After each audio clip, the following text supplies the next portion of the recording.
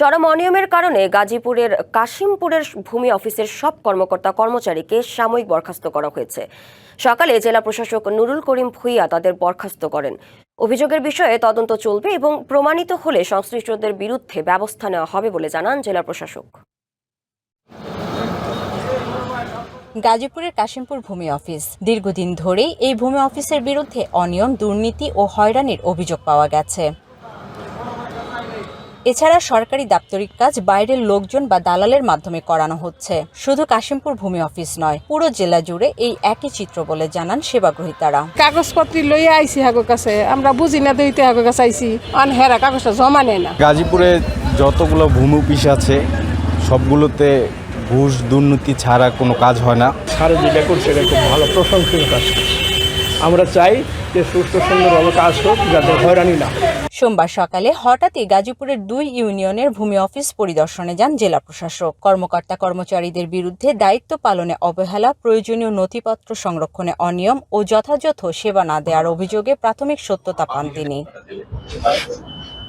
অনিয়মের সত্যতা পাওয়ায় ইউনিয়ন ভূমি অফিসের সহকারী কর্মকর্তা ওয়াজেদ আলী খান, অফিস সহকারী মোস্তফা কামাল, শফিকুল ইসলাম খান ও আব্দুল হালিমকে সাময়িক বরখাস্ত করা হয়। ওই অফিসে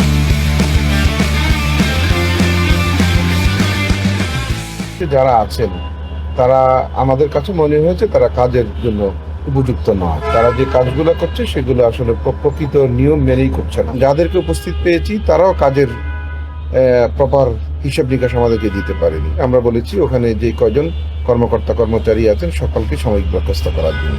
জেলা প্রশাসক বলছেন, সরকারি সেবায় স্বচ্ছতা, জবাবদিহি এবং জনগণের ভোগান্তি কমাতে এ পদক্ষেপ নেওয়া হয়েছে। বেশ কয়েকটি ভূমি অফিস দেখব।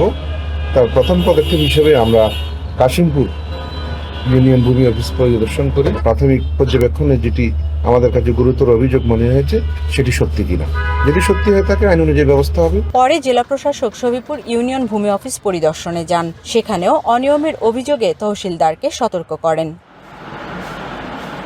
এদিকে গাজীপুর জেলার সব ভূমি অফিসের কর্মকর্তা কর্মচারীকে বরখাস্ত করা হয়েছে। সামাজিক যোগাযোগ মাধ্যমে এমন দাবি ছড়িয়ে পড়ে, তবে বাস্তবে এই ব্যবস্থা শুধু কাশিমপুর ভূমি অফিসের ক্ষেত্রেই নেওয়া হয়েছে। Mahmuda Sikder, DBC news, Gazipur.